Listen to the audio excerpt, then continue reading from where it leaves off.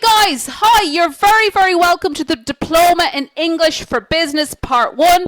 I'm Jennifer, your educator, and this is an introduction to English for Business. So lesson 1, you're all very welcome. So where are you all coming from around the world? What countries are you coming from tonight? You're all very welcome. Qatar, South Africa, Nottingham, Poland, Tunisia, Croatia, Iraq, UK, Egypt, Kurdistan, Algeria, Spain, Mexico, Denmark, Venezuela. Guys, you're all very welcome from all over the world. It's a pleasure to have you on board here. So guys, I have something very exciting to announce. At the start of this, we always announce this. So if you attend live, you are in with the chance to win $1,000 on every lesson. So once you attend live, that's all you have to do. And the winners will be announced on our Facebook page every Tuesday and Thursday at 6 o'clock UK time. So anyone who's just joined, you're all very welcome. We just literally started about 1 minute ago. Okay, so guys, you know, studying with us, it's a fantastic opportunity, and it's obviously my pleasure to be your educator. So what have Shaw Academy and Charlie and the Chocolate Factory got in common? Now, you might be so familiar with that book or film, Charlie and the Chocolate Factory. So guys, I'm just going to let you think about that question for about 30 seconds.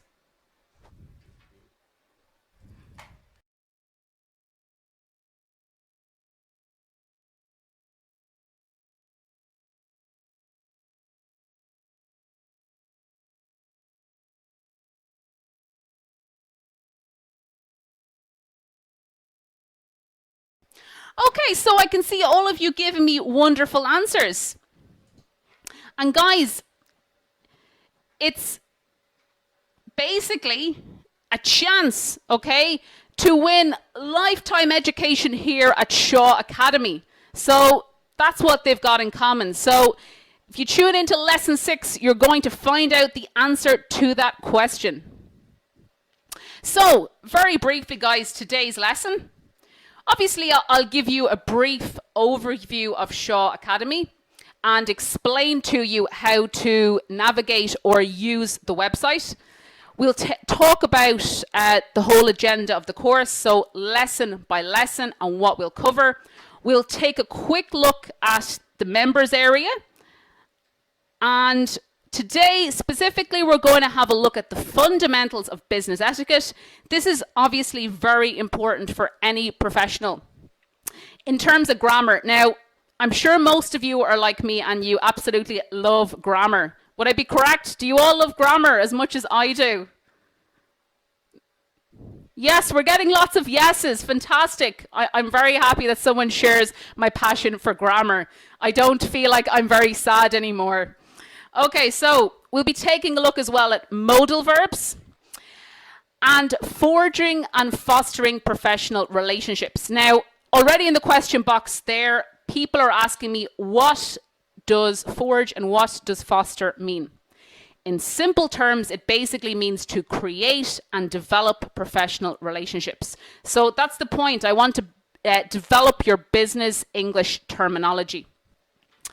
Okay, and obviously we'll have a quick summary or overview of everything we've covered in the lesson to review it and reinforce it. Okay, and at the end, there's always a bonus question and answer session. So I will try to answer as many questions related to lesson 1 content as possible.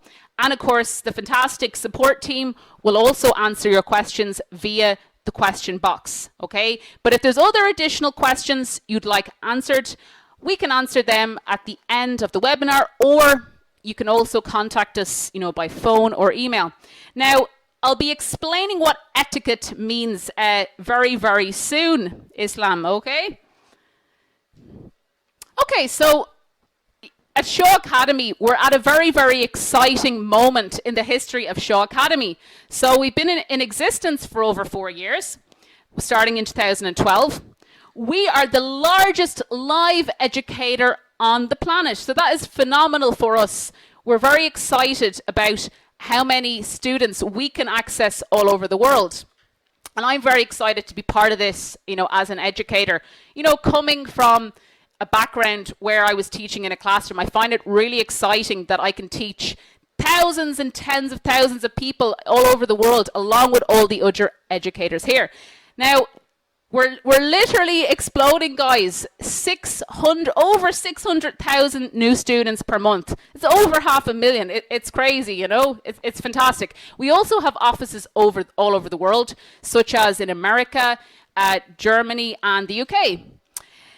And of course, I'm part of a team of over 350 full-time employees, and we call ourselves Shawsters. So like Shaw Academy Shawsters. So we're all very excited, very passionate individuals.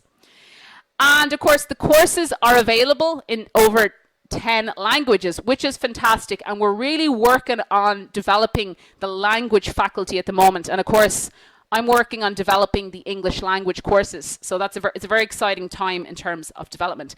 Now, this is one of our mantra, guys. Everything gets better every time. So EGBIT, everything gets better every time. We believe in constantly, updating our content, retraining, trying to develop ourselves from a teaching point of view, from a quality point of view, and customer service. So everything is improving, and we value the feedback or what our students tell us to help us improve. Okay, so guys, it's difficult sometimes to achieve your goals, but you guys have taken the first step. Because you're here with me tonight, or wherever you are in the world, you're committing your time. And I know some of you are tired and you've been working, but you're fantastic for committing yourself and taking that first step, at achieving your goals. And you can do that with Shaw Academy very, very easily. Okay, and let's be honest, a lot of people don't want to make the effort, but you guys are. So it's the first step anyway of many, many steps. Okay, so guys, I can't stress this enough. Attending live is really, really, really important, okay? Because, of course, you can access the recordings, but you're going to get the most out of the lesson if you attend live and you see everything that's happening. You can interact with me. You can ask me questions. So it's really, really important to try and attend live, guys. I can't stress that enough. Okay, so guys, course agenda. So I want to give you a brief summary or overview of what's going to happen over the next 4 weeks. So guys, we have an introduction to English for Business. Then we're going to talk about on Wednesday how to improve your communicative and oral skills. Then we're going to talk about further developing your communication skills. And we'll be talking about negotiation, which is very, very important as a professional. So all of you are professionals. You all want to improve your business English, and that's what we're going to do on this journey. Then in lesson 4, it will get progressively harder in terms of the themes, the vocabulary, and the grammar. And we'll start on developing your formal English for Business writing. So we'll be looking at things like, punctuation, features of writing, stylistic conventions, connectors, how to structure your writing, connect your ideas, a lot of vocabulary there. Then, moving on, in lesson 5, we'll look at the second part of the English business writing. So we'll be looking at how to write business English emails, reports, presentations, proposals, letters, emails, etc. So we'll take a look at all of them and samples of them. Now, guys, lesson 6 is extremely important, and it's really moving into that, the second half of the course becomes extremely important. So we'll take a look at the job application process, creating the perfect CV with your business English, and typical interview questions that you may face in a multicultural environment or in an environment where you need to use your business English. Then, in the final week, we'll take a look at how to accelerate your career as an innovative or creative professional, how to be a team player, and learn some management skills. So there'll be a lot of vocabulary there as well, a lot of vocabulary building. And of course, another important lesson, every professional, guys, needs to be ethical. You need to know the difference between right or wrong, okay? So guys, stay on board with me the whole time. Every week is building, building, building. And you need to stay with me, you know, because it's going to get more difficult as we progress, okay? So stay with me. And also, too, the beauty about this course, when you move on to the advanced course in English for Business, you would get to practice everything from this course. So that's the beauty of this. It's the foundation for the advanced course. Now, we've already had a lot of questions about the final assignment. So already people are very motivated and they're very eager to know what's going to happen in terms of the final assignment. So the final assignment is 100 multiple choice questions. Okay. And you need 70% to pass. Don't panic. If you don't get 70%, you can do the exam again. Imagine you got 68 or 69. You can do the exam again and again. And you have about 10 days to complete the final exam. So there's no problem there.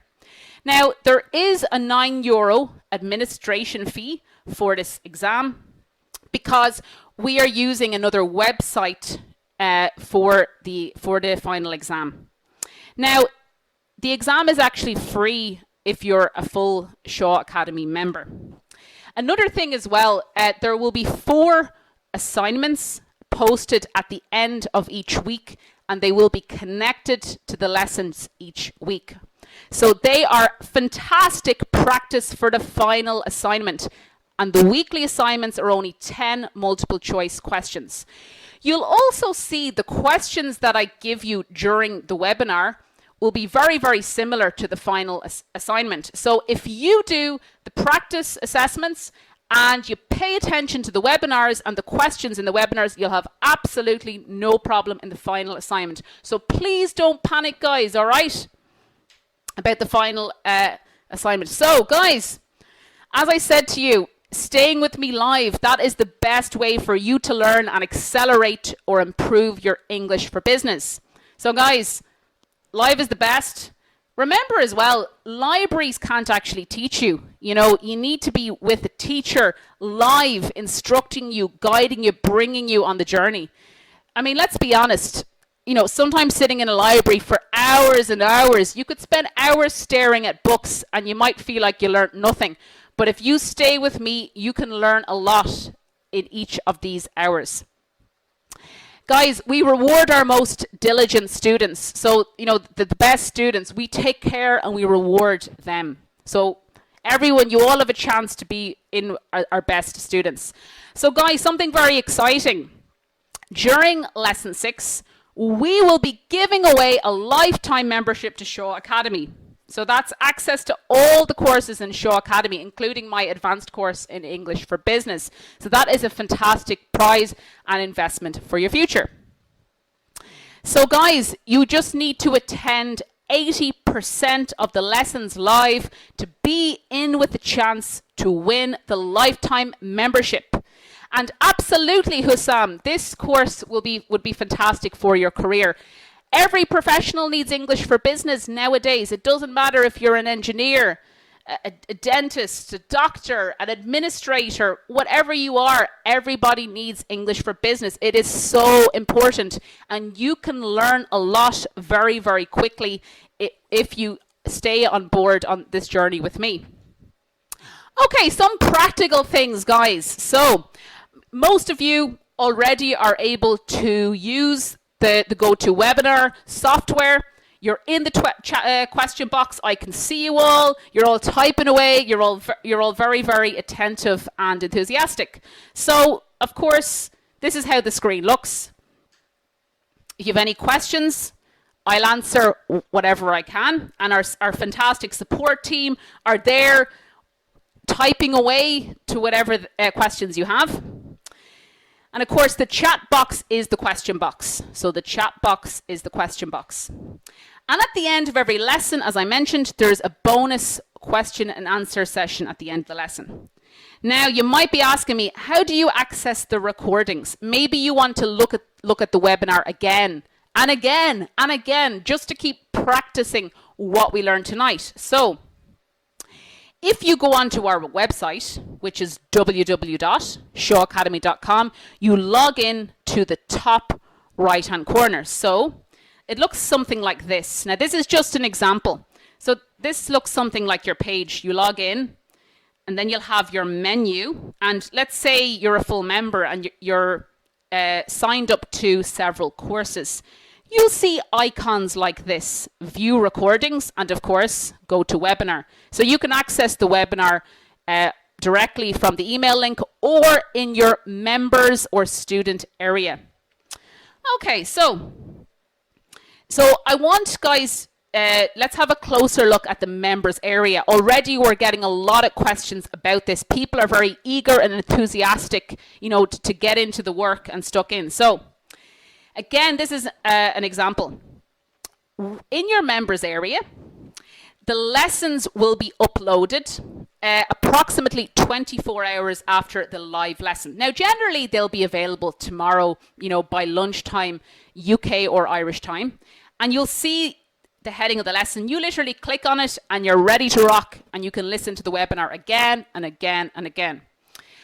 On the right-hand side, you'll see, the course details and the assignments. So this will be where the weekly assignments will go. 4 assignments. There's 4 and 1 final assignment. When you complete the final assignment, you will get a certificate saying that you successfully completed the English for Business Foundation course part 1.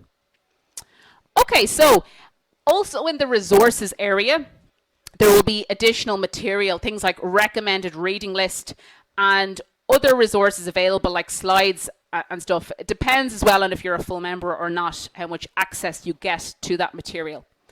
Okay, so of course we have plenty of social media presence. These pages are very useful for us. We're on Facebook and we're on Twitter. So you can follow us there every day, every hour, every minute if you want. Okay, so guys, let's begin. Let's get into the real stuff now, the serious business for lesson 1. Okay, guys, very quickly, what are the course objectives or goals? Why are you studying this course? Okay, so this is what you're going to learn. Okay, so the fundamentals of English for Business for non-native or native English speaking professionals. So whether you're a native or non-native speaker. Obviously, an introduction to the general world of business and professionalism. So, building your business English and how to operate in a multicultural environment as well. Because many of you are speaking multiple languages and English could be your second language and you speak 2, 3, 4, 5 other languages. So this is important. Obviously, I'll teach you how to operate effectively in various business contexts. So this course also focuses, guys, on cultural issues because we're all from all over the world and it's a fantastic place for us all to meet. But this is also the same in your workplace a lot of the time. You're working with people from all over the world. So it's very, very helpful to understand the cultural context or situation that you're working in. Okay, as a few of you have already said in the chat box, you can improve your career prospects by developing your English for Business by doing this foundation course and the next course, the Advanced Diploma in English for Business Part 2. Okay, so guys, you'll also acquire the core skills to function in day-to-day business scenarios or situation. Very importantly, we'll learn lots of business terminology. And the part you love the most, the grammatical structures, and I will try to be very careful with pronunciation. Now, often people laugh at the way the Irish pronounce certain words. For example, the Irish have a funny way when they say the word but. The British go, but, oh, but the Irish go, bush. It sounds like we're saying SH instead of T. Some Irish people pronounce the T in a very strange way, and people find that funny. I've already had a lot of students, joking with me about that, and we have a good laugh with it, Okay, so let's keep going, guys. So, first part, the fundamentals of business etiquette. So, guys, what is business etiquette? First of all, and what is etiquette even? So, give me another word or synonyms connected to etiquette.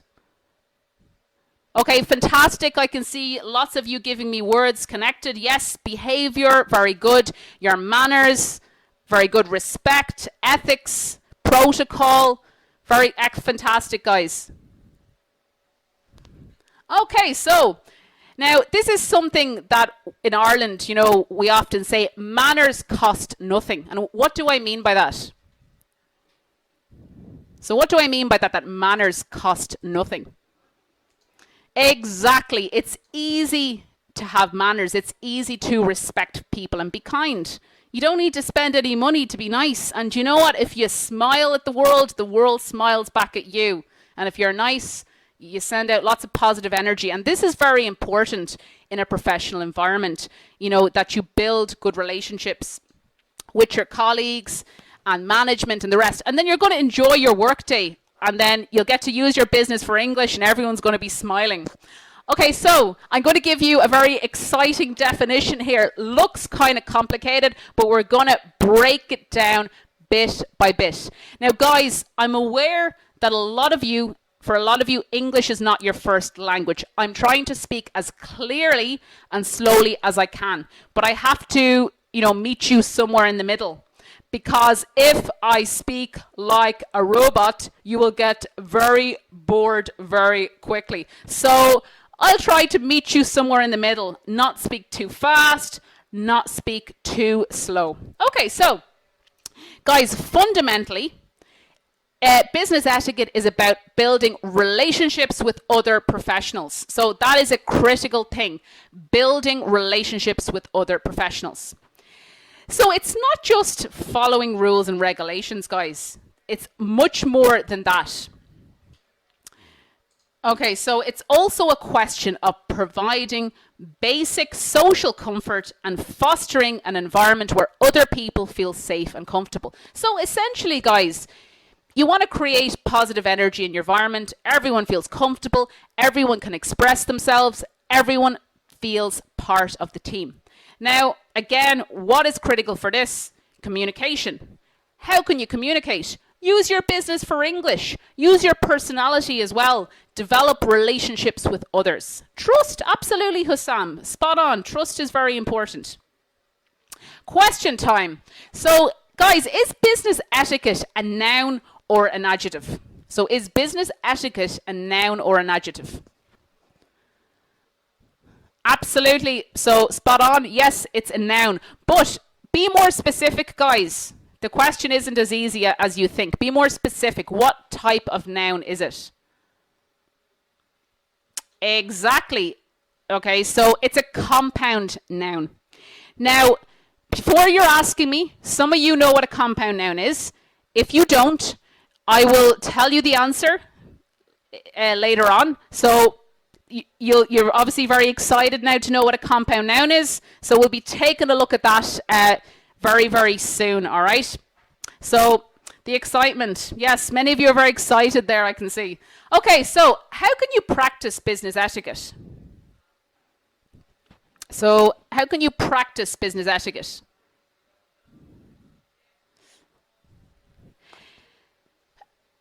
Perfect, absolutely. By communicating, okay, excellent. How else? Okay, so through your behavior, yeah. Being an effective communicator, excellent. Okay, through practice, quite literally, yeah. Manners, exactly. Respecting others. Being a team player, listening, excellent, yeah. Smiling, as I've said, Ali, I'm actually smiling now. Even though you can't see me, I'm smiling. Maybe you can hear me smile. So what I would say would be the following. Professionalism. For professionalism. So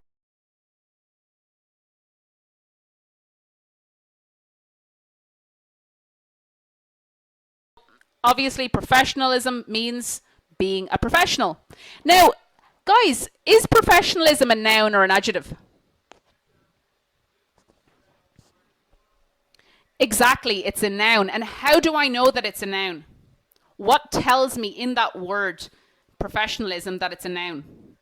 Spot on, exactly. So you see at the very end of the word the ISM. So it's that suffix or that ending that tells me. So just remember, students say, oh, teacher, how do I build my vocabulary? So remember, you already have a lot of vocabulary if you can play with the words, if you know how to create nouns and adjectives and verbs and transform or change them using suffixes or prefixes, so the words at the start. So, for example, the prefix for professional, unprofessional. So you'd add that to the adjective, unprofessional. Okay, another thing would be business dress code. Now, I mean, already, like a lot of my Brazilian students tell me, for example, that, it's very hot in Brazil and you can wear like sandals or flip flops, when you're walking around in the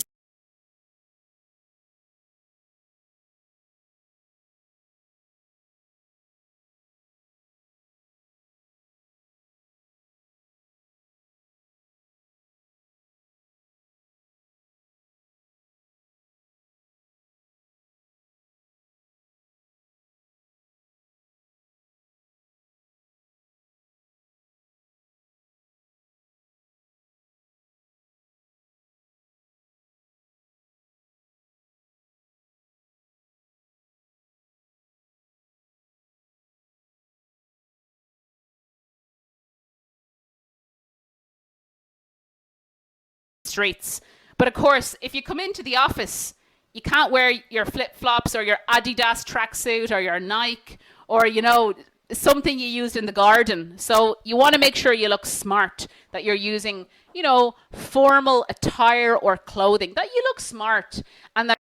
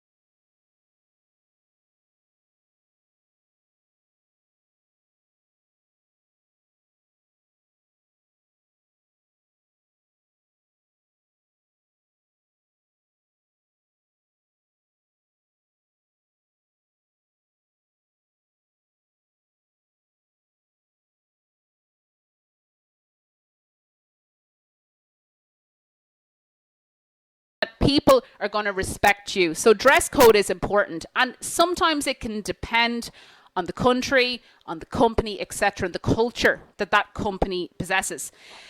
Now, what I would say is, for example, in Ireland, every Friday we have what's called Casual Friday.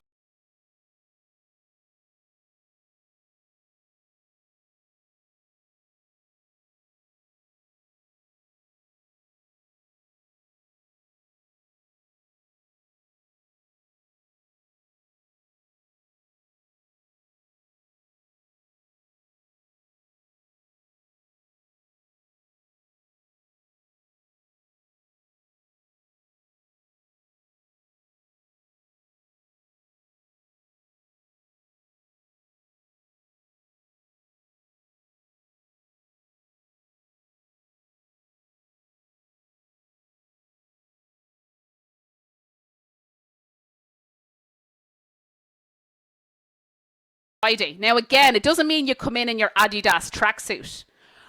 What you can do is you can dress a little bit more comfortably and relaxed. So there is some flexibility in some companies, which is quite nice. Okay, guys, punctuality, of course. In terms of being a good professional, punctuality or being on time is important. And as I said, developing professional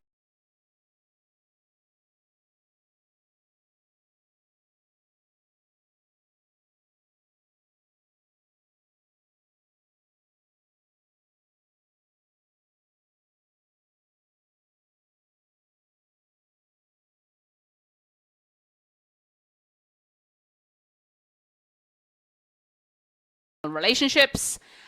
and office politics and diplomacy. Now, what is diplomacy?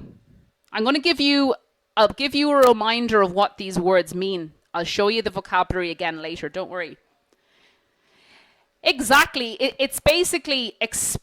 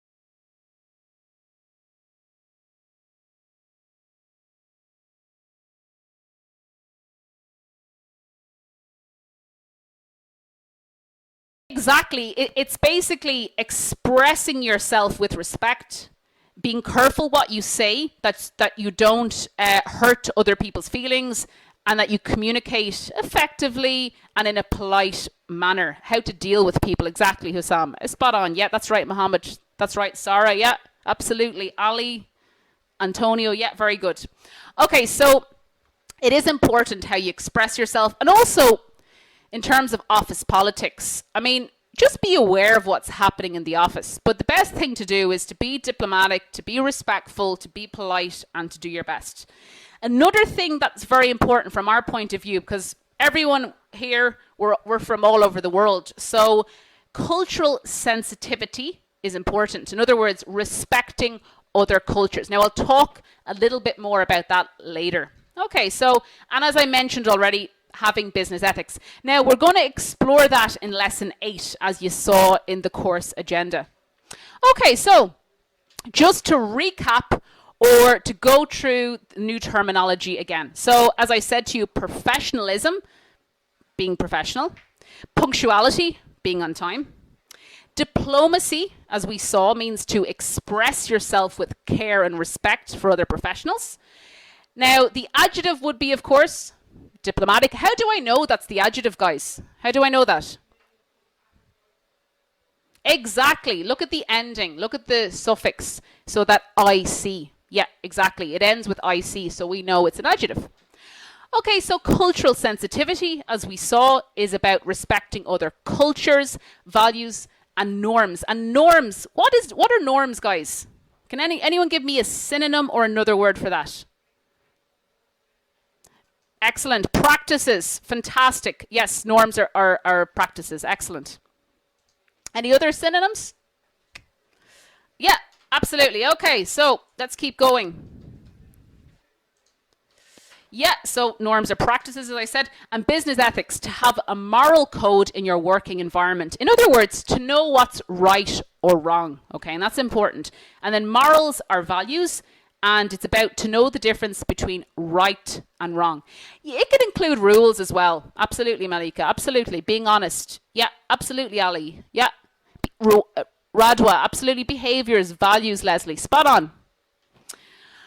Okay, and then corrupt practices. This is something that's the opposite. So this is behavior with no morals. And again, I'll be touching on that in lesson 8. So guys, I'm really trying to push you here, build that English for business terminology. You'll see now, this is the easy part. As we progress, we're going to keep going and building and building and building, and we'll push the pace. Now, one other thing there, behavior. I've mentioned that word a couple of times. Of course, you can have two different variations in terms of spelling. So don't forget behavior with a U and behavior without a U. It's a question of British English with the U And the American English, it's without the U. Now, can anyone tell me, when should I use British English? When should I use American English? Does it matter? Is it important, particularly as a professional in terms of your English for business? So what do you think? Exactly, it does matter. Absolutely. It depends on your business. It depends on what country you're operating in. Exactly. So, for example, if you're in Canada, you're going to follow the Canadian conventions, close to American. Obviously, in Ireland, we're going to follow British English. Now, guys, you need to be consistent, or you need to follow the same practice. So don't use the you in one sentence and not the you in another sentence. You need to follow the same pattern, okay? So be consistent. Now, as I mentioned in a previous slide, I gave you an example of a compound noun, remember, for business etiquette. So I'm just going to expand on that a little further. Now, a lot of you know this, it's just revision. When you're studying more technical English, you'll encounter or see a lot of compound nouns and adjectives, like words that are joined together. So let's take a quicker look at that. Compound nouns and compound adjectives. So what are they, first of all? What are they?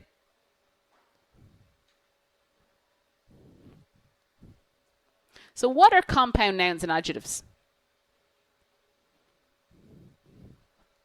Exactly. They are nouns or adjectives with two or more words joined together, or they can be separated, or they can be joined with hyphens. Now, I'm going to give you an example in a minute, so you'll see what a hyphen is. Okay, so the examples from previous slides, so business ethics and cultural sensitivity. So these are words, two or more words that are joined together and they become a new word. It could be an adjective or it could be a noun. Sometimes the words are joined together.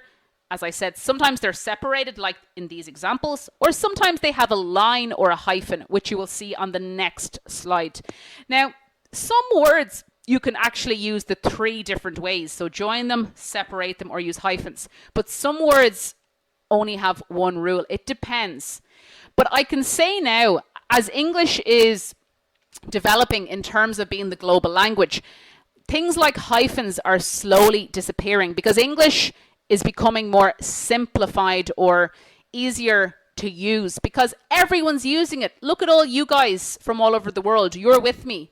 You want to learn, develop your English for business. So you're part of helping English progress and making it easy to use all over the world. So that is something that English is evolving. Now, informal writing and informal speech, especially as well with English for business, you know, you still need to express the language in a formal way, but the rules are changing, you know, slowly.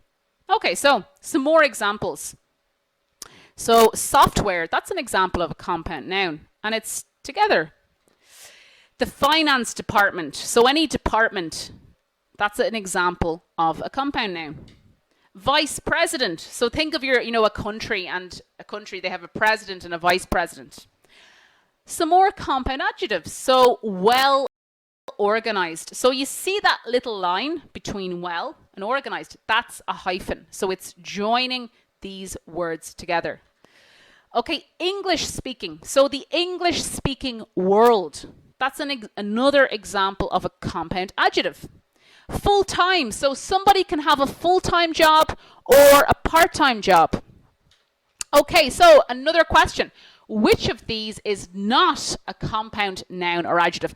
That's another thing, guys, as well. In terms of the weekly assignments and the final assessment, be very careful when I express the sentence in the negative form.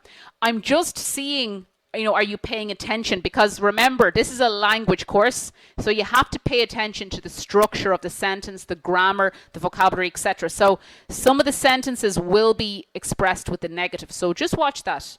Okay, so website, business English school, businessman, industry, businesswoman, credit card, well managed, workforce. Which of those is not a compound noun or adjective? Exactly. Industry. Why? Tell me why. Exactly, because it's a word in itself. It doesn't have another word joined to it. It's just one word. It exists independently. Very good. Fantastic. Okay, so let's keep going. So guys, we've covered a good bit. We're getting there. We're at the halfway point now. So keep going. You're all doing great. Okay, next little bit of grammar. Now, I'm not going to overload you or do too much grammar tonight, but I can tell you the more we progress, the deeper we will be going. So it's very important to keep following me live, to keep developing the grammar as it becomes more complex, etc., and the vocabulary too. Okay, so modal verbs. Okay, so which group of verbs could we use to describe business etiquette? Now, maybe you already know the answer. Exactly. You've made the connection with that last slide. Very good. Modal verbs. Exactly. And why? Tell me why. Exactly. Because these modal verbs can be used to talk about behavior and manners and different things you should do as a professional. So let's go deeper into this. So which of those modal verbs do you think would be useful to talk about business etiquette? If I were to talk about all of you guys as professionals with your English for business, which of those modal verbs would be useful? Exactly. Have to. Excellent. Must. Exactly.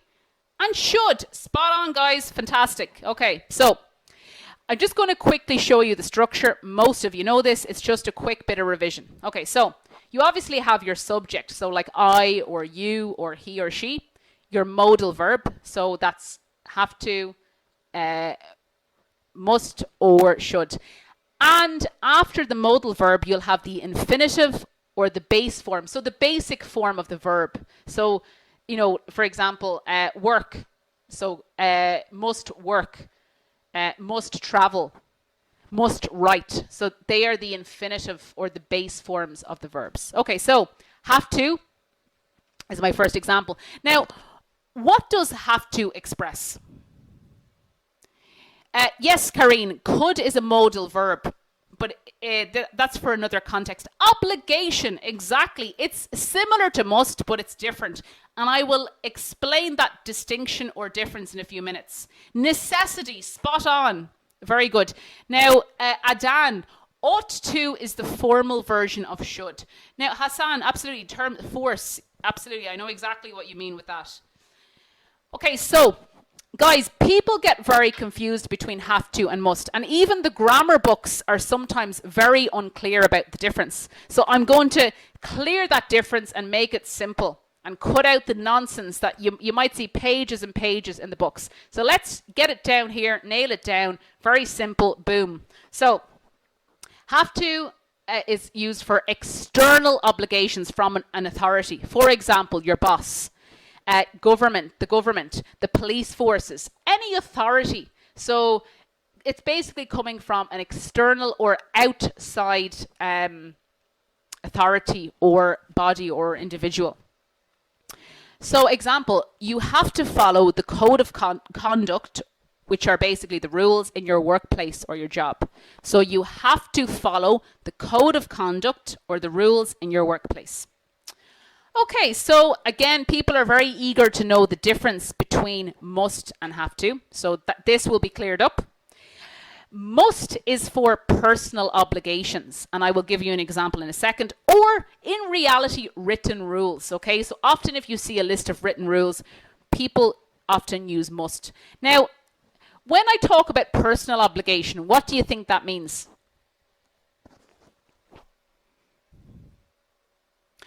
Exactly, good example. It's Saturday. I must visit my family. Okay, so it's something I believe is an obligation, something that I believe is important. So therefore, which is stronger, guys? Have to or must? Based on the definitions, which of those is stronger? Exactly, have to, because it's coming from an authority, so something that's generally higher than us. Now, maybe some of you are part of the government or etc., so you could be that authority, but I know myself, I'll be focused on personal obligations because I mean I have a little bit of power, but not that much. Definitely not world domination anyway. So the example there, you must be ethical as a professional. Okay, so we spoke about ethics. Ethical is the adjective. And finally, in terms of the modal verbs, should. Now, when do we use should, guys?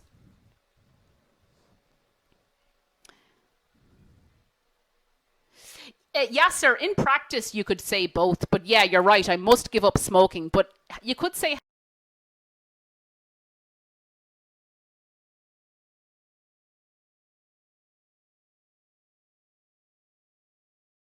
right, I must give up smoking. But you could say have to as well. Yes, it's for recommendations, advice, or opinions. So, guys, it's not a necessity. It's the next level, okay? So,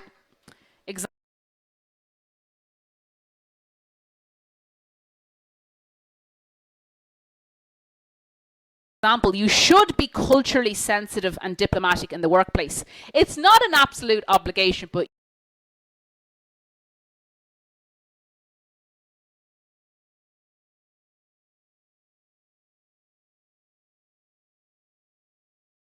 sensitive and diplomatic in the workplace. It's not an absolute obligation, but you know and I know it's something that's recommended or advised. You know, it's quite important, but it's not absolutely critical, but obviously it's very much recommended. Now, so someone was asking me there about sometimes people use those modal verbs must and have to differently. So absolutely, on the street in reality, sometimes people use must and have to interchangeably. And what I mean is they use both, and they don't basically see the distinction or the difference. So on the street, you know, people aren't going to worry, oh, should I use have to or must? Which one is correct? Because conversation or communication is natural on the street. But, you know, in Cambridge land, in a more professional context, we pay more attention to these things and these distinctions or differences. So, again, have to, external obligations, must, personal, and should, recommendations or advice. Okay, so let's get moving. Okay, which of these sentences, guys, is correct for recommending the dress code at work? So, you can wear whatever you want. You must wear formal clothing. You should wear formal attire or clothing. So, attire is another word for clothing. You have to follow the dress code. So, which of those is correct? 1, 2, 3, or 4? Exactly, number 3, because I'm recommending. So, we remember from the last slide, should is for recommendations, advice, or opinions. Okay, so guys, we're getting there now. We're getting close to the end. Still hang in there with me. You've done great. We're almost there. Okay, so this section now, guys, is about forging and fostering professional relationships. And as I briefly mentioned at the start, forge means to create and fostering means to develop. Okay, so you're basically creating and developing or forging and fostering. So these are more high level formal terms that you might come across or see or encounter in business English. So let's move on. So what does this include? Okay, so client relations, interacting with colleagues and management, cultural sensitivity and norms, and networking. Now, I'm just going to briefly explore these, okay? This is very important too for your business for English vocabulary, okay? So I'm really trying to push that up, guys. Often students, you know, become good at English and then they stop learning and they go, oh, well, I know those words. Guys, you can never know enough. There's always something to learn, a new word, a new piece of grammar, even as a native speaker. So the more vocabulary you build as a professional with your English for business, the more chances and opportunities you will have in your career and in your life in general. So it's really important to keep challenging yourself. Again, just at the bottom there, just to reiterate or to remind you, forge is to create and to foster is to develop or encourage. And they are, of course, the infinitive or the base forms of the verb. Now, don't forget, the infinitive can include the to and sometimes it doesn't. But with some verbs, you don't use the to, like with the modal verbs, except for have to, of course. Okay, so the first part of that, client relations. So in terms of building relationships with your clients, now, obviously in the retail sector, they're called customers. So if you go into a shop, the customers. So if you're working in an office environment or a professional environment, you have clients, of course. If you're a doctor, you have patients. Yep. So it's important to build a solid client base. In other words, to develop your client relationships and make sure that you maintain them. So you can build them, but you have to maintain them or keep them. So continue these relations or relationships. Now, you might wonder, relationships can be a little bit more personal.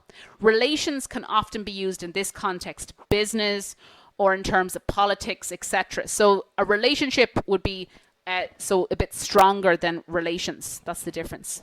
You need to understand and focus on client needs. You have to know what your clients want, your patients want, or your customers or consumers.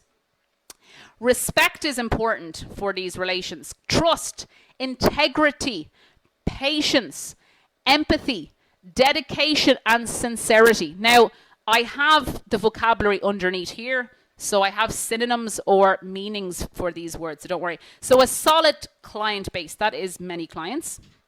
To maintain means to continue to develop.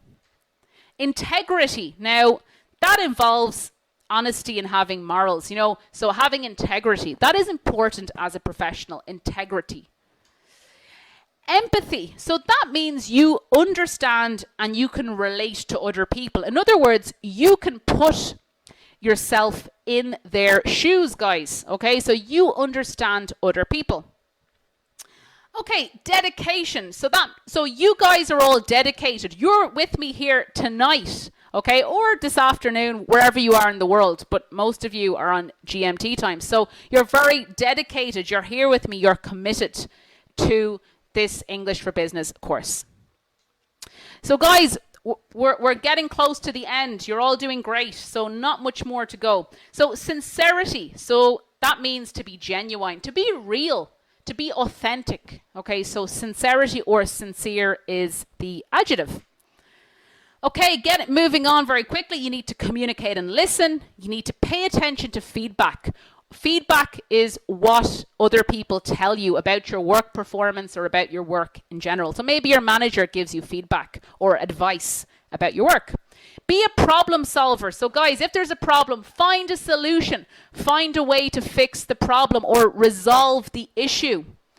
Balance honesty with diplomacy. Now, you need to be diplomatic, but sometimes you have to be honest. But you can't be too honest either, or things might be a disaster or very chaotic in a professional environment. Remember that the customer or client is always right. So that's very, very important in terms of from business point of view. Guys, add value. So you as well as a professional, you're going to add value with this course by improving and developing your English for business. So of course, you can add value with how your manner, your business etiquette, the service you provide as well to clients. Okay, so very quickly, feedback, the advice you hear based on your work, a problem solver, somebody who fixes problems. Honest and diplomatic, they are, of course, adjectives, and to add value, to offer a unique product or service. Okay, another aspect, guys, interacting with colleagues and management. Okay, so be courteous or polite, be friendly, be diplomatic, be respectful, be cooperative. So work with other people and be helpful. Develop natural rapport. In other words, try and develop a natural relationship with your colleagues, with management. It creates very positive energy in your workplace, and particularly as well if English is your second language, the more rapport you develop, the more comfortable and natural you will feel using your English for business. Okay, so communicate effectively, absolutely so important. Like a lot of the time now, we live on computers, on our phones, etc., but we can never underestimate the value of face-to-face communication. Very important, particularly learning a language. Guys, don't be afraid to ask for help, ask for advice. The law of reciprocity. When you give, you will receive. Okay? So don't forget, if you're nice, people will be nice back. When you give, you will receive. Incentivize your colleagues or your workmates. Show them the value of working with you. Work together, help each other, benefit from interacting with each other and management. Okay, so courteous, as I said, is another word or synonym for polite. Cooperative, you're willing to collaborate or work with others. Natural rapport, having a good relationship with others. Law of reciprocity, give and you'll receive, or give when you receive. To incentivize colleagues, as I said, to show your colleagues the value of working with you. Okay, we're getting close, guys. We're getting very close to the end. We've covered a lot, only a little bit more to go. Also, guys, show initiative. Work on your own initiative. Don't just always ask, oh, what do I need to do? What should I do now? Use your own initiative. You know yourself. Be motivated. Be proactive. Don't complain. No one wants to hear, oh, don't want to do this. Don't want to do that. You know, try and be enthusiastic and don't complain. And value yourself, your colleagues, and where you work. Islam, you're kind of amused there, are you? Yeah, by the theatrics. Okay, empathize, as I said. Understand your colleagues and management. Articulate, so express yourself very clearly. Okay, so that's important. Express yourself intelligently and clearly. Of course, balance individual work with teamwork. This is important, obviously, from an interaction point of view with your colleagues and management. And guys, socialize. Don't be afraid as well to, you know, go beyond the office. You know, meet your colleagues, hang out with them, get to know them, because you're going to have more of a buzz or a better environment in the office, and it's going to make your life easier as a professional, and it's going to make communicating with your business English easier as well, if you can talk also too, like, you know, naturally. Okay, initiative, like I said, work without being told what to do. Empathize. Now, is that a verb or an adjective, guys? Empathize. Exactly, it's a verb. And don't forget, I can spell empathize with an S or a Z. And again, it's coming back to S is British English and the Z is American English. Articulate, express yourself in a confident and clear manner, as I said. And let's move on. We're almost there. We're just on one of the final parts of the lesson, would you believe? So, cultural sensitivity and norms or practices. So, guys, it's very important that you respect norms in your native country as an expatriate in a foreign country or in a multicultural environment. So that's very, very important. And you might see there, what's that visual? Does anyone recognize that? Exactly. Japanese, exactly. So it's from the Japanese flag. And what are these two professionals doing? What are they doing? So there's the flag of Japan. Yes, very good. You see the word there, bowing. The two men are bowing. B-O-W-I-N-G. And why are they doing that? What is the point of that? Exactly. They are greeting each other. They're showing each other respect. And that's something that's extremely important in Japan. You know, in Ireland, we shake each other's hands and we might go, oh, how's it going? The Irish have a funny way. They ask you, how are you? And then they run away. It's very, you'd probably find that quite amusing if you came to Ireland. They literally say, oh, how are you? How are you? How's it going? And then they run away. So it's funny. Okay, so for example, in terms of, you know, culture, the concept of saving face is important in a Japanese context. In other words, you want to show, you know, that you have a good reputation, that you're well respected, and you don't want to do anything that could embarrass you or cause you shame. So respect is super important in a Japanese context. And they value distance, because look at the distance between these two professionals. They're standing apart. Whereas, you know, let's say in Ireland we shake hands, so we have less distance between us. So it really depends from country to country. So remember, it's not just about learning English for business. It's about understanding your cultural environment. You know, where are you living? Who are the people in your environment? Where are they from? And showing each other respect. They need to respect you as well. It works. It's a two-way street. Okay, exactly. So in Mexico, there, that's right. You would hug each other or kiss each other in France and say Latin America, Italy, Spain, etc., Portugal. Absolutely. Okay, and then we have verbal versus non-verbal communication. So what's non-verbal communication? What is that exactly? Exactly. So bowing is an example of non-verbal communication. Shaking somebody's hand, smiling. So it's the communication that you express without words. That's it. Okay, so the last part, you'll be glad to hear. I'm sure you've a well earned break, and some of you'll be probably be watching Game of Thrones. I still have two episodes to catch up on, so that you'll be your little reward after this. So the final part is networking. I'm just going to touch on this briefly.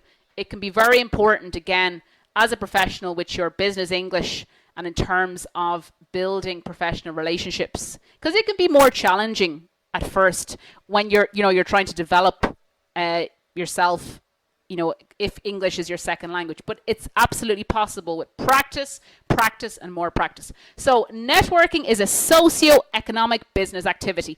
It's a business activity, okay? And it involves economic aspects and it involves social aspects. That's all. Sounds complicated, but it's not. It also involves professionals creating mutually beneficial business relationships, and mutually beneficial. In other words, relationships that benefit everybody. Okay, so if I network with you, I'm going to help you and you're going to help me. And your goal is to create opportunities, to share information, and to collaborate on projects. In other words, to work with other people. So again, socio-economic business activity, an activity involving social and economic issues or aspects. Mutually beneficial, helps all individuals or people involved to collaborate, to cooperate, or to work together. Very briefly, where can you network? Where can you network? Exactly.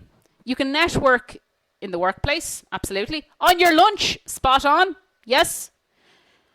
Exactly. Or things like LinkedIn, exactly, spot on. So face to face in the workplace, at lunch, at conferences, on social media networks or online platforms. But obviously be careful. Facebook is quite often, it can be sociable. Now, companies use it, but it just depends, of course, on the type of Facebook page. So LinkedIn is obviously very useful. Twitter can be.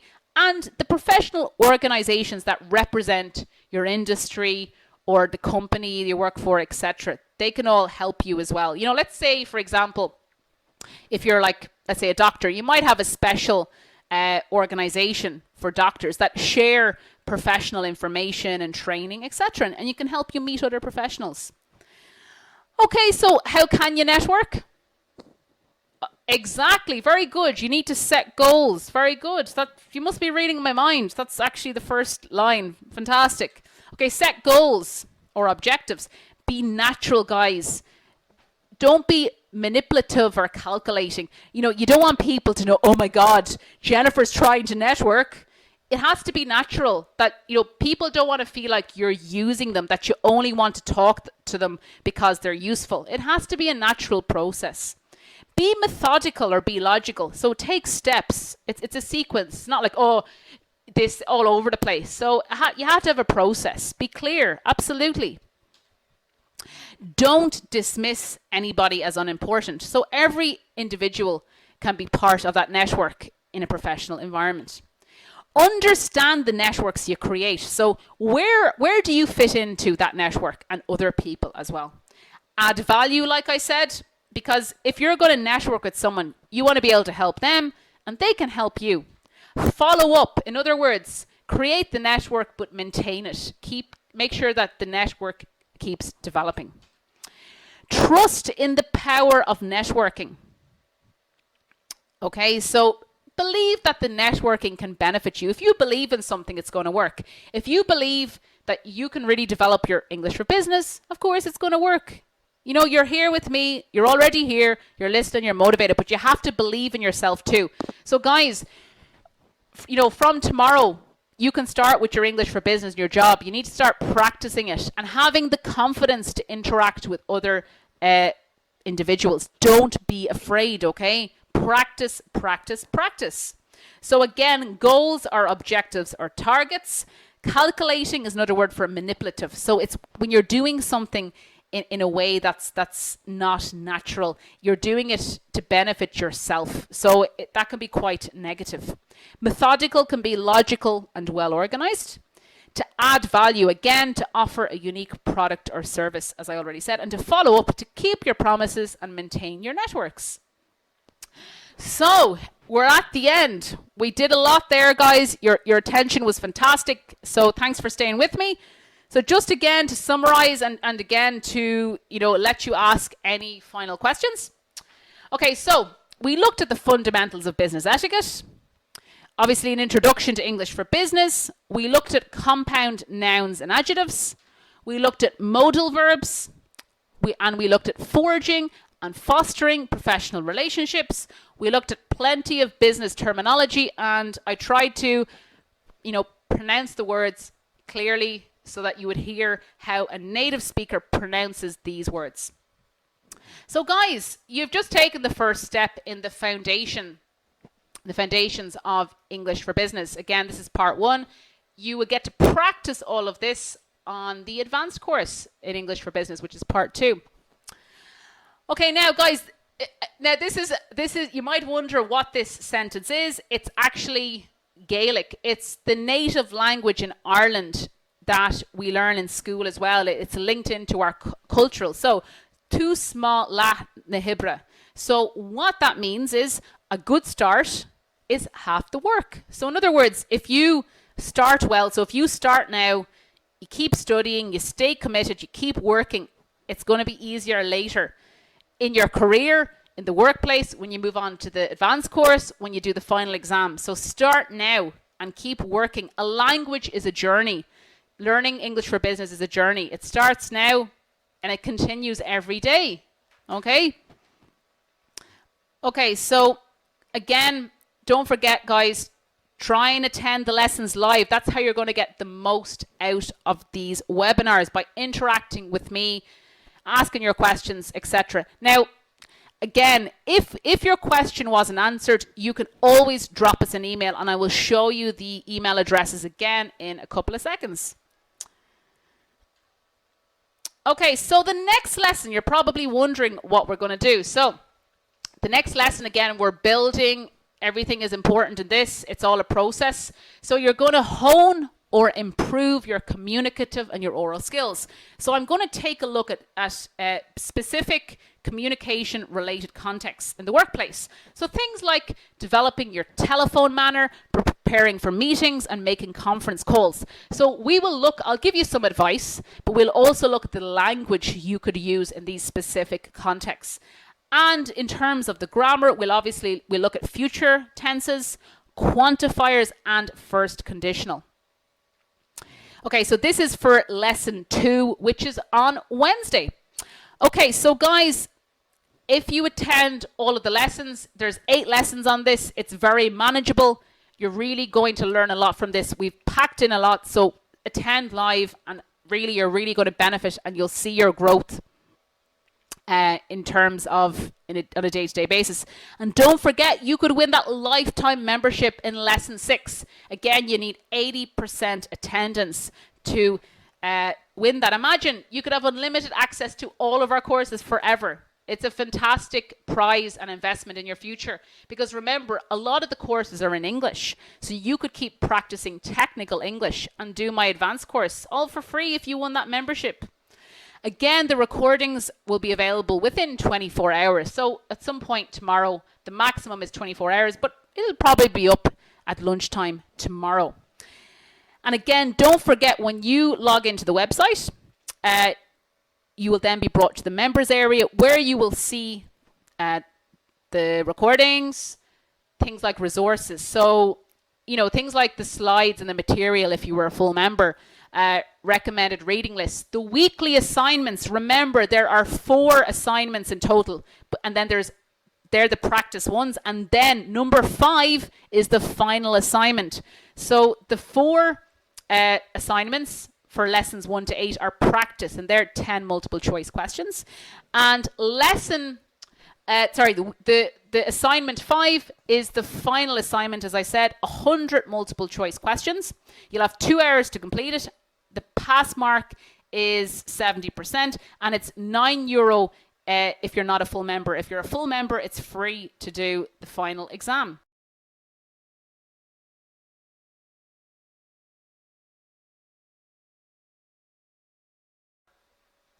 And you will get a certificate at the end, depending on the result you receive, to say you completed the Foundation Diploma in English for Business Part 1.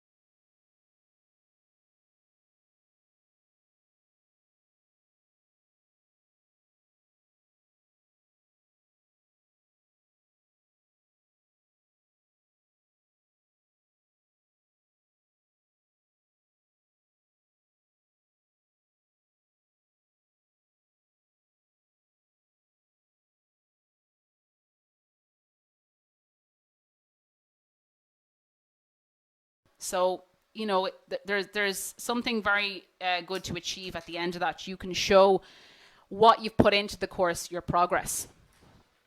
Okay, so now just there again, someone has asked a good question. In terms of the recordings, you can't physically download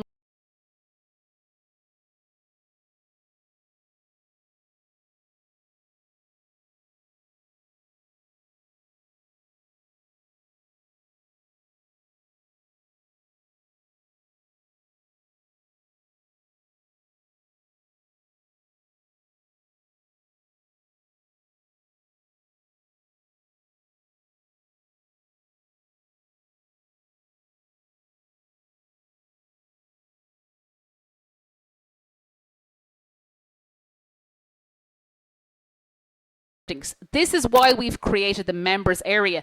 These recordings are exclusively accessible for Shaw Academy members only. We cannot share those recordings with the public. They're only for you guys. Okay, so again, guys, just there in terms of the contact, don't forget the website, the Facebook page, Twitter, and if you want to email directly about the course, maybe you have a technical question about business English or grammar or whatever, or the course in general, you can email english.business@shawacademy.com. If you have some kind of technical issue, you can contact support@shawacademy.com. And again, don't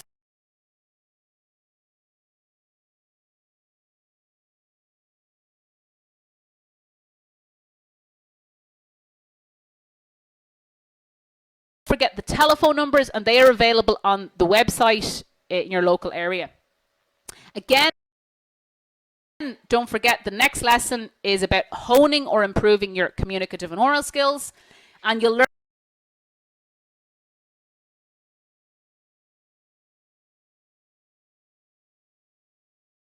learn how to improve your basically your business English in terms of communication and speaking.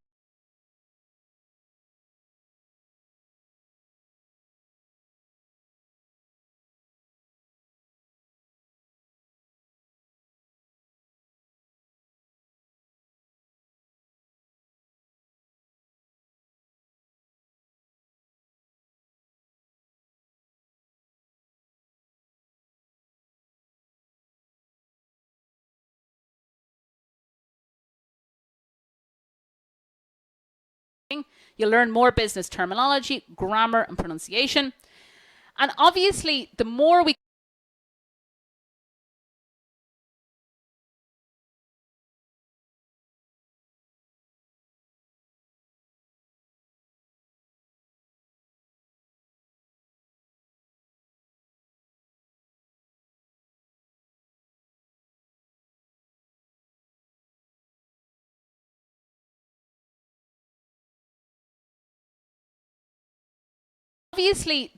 cover these topics, you'll be able to apply them to reality. And of course, that class will be on Wednesday. And again, if you're attending in GMT or UK or Irish time, again, it's 7 to 8 on Wednesday. Now, does anyone have any final questions before I wrap up or finish the webinar? Okay, so Mohammed, you're asking me there about the material. Some of the material is only available for full members. So again, we'll explain about that and we'll notify you about that as we proceed with the course. And again, the recording will be available tomorrow. Now, again, someone's asking me about grammar resources. I will be posting a recommended reading list, and it's available in our Shaw Academy bookstore. And there are grammar books there, books to help with your business English communication and writing. So, Marima, you're asking about becoming a full member. Actually, lots of people are. So we have a very, very special offer. And if you tune in lesson 6, you'll actually hear about that. Okay, a few people are asking me about assignments. So again, they are available in your student area. And there's a button called assignments. So let me just click back again and I can show you the visual for that in case you've forgotten or you were a little bit late. Where are we now? Okay, so hold on to the next one. Hang on a sec. Okay, so members area. So it's the next slide. Yeah, so again, this is what your members area look like. You see your lessons on the left, the course details, and the assignments. So the practice assignments, 4 of them, and the final assignment is the 5th one. And then the resources. Okay, so again, I'm trying to answer as many questions as I can, and our fantastic support team have answered as many as they can. You can obviously email us if your question wasn't answered.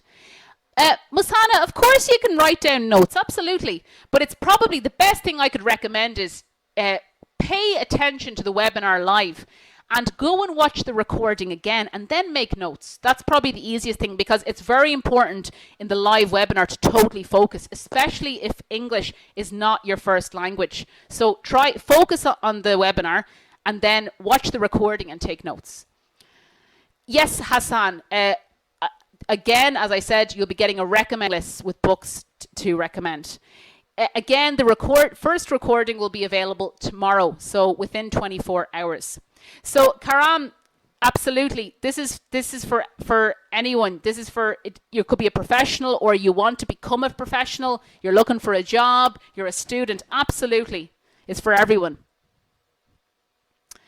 So, Moada, yes, you have a members area when you log on to your website with your username and your password. Okay, anything else there? Okay, so we're basically almost finished. I'm just answering the final few questions. And again, so tomorrow you'll see the PowerPoint in the recording. Okay, guys, so I'm going to finish up there in a couple of seconds. The feedback is fantastic. I'd like to thank you all very much. Your attention was fantastic. You were all very interactive.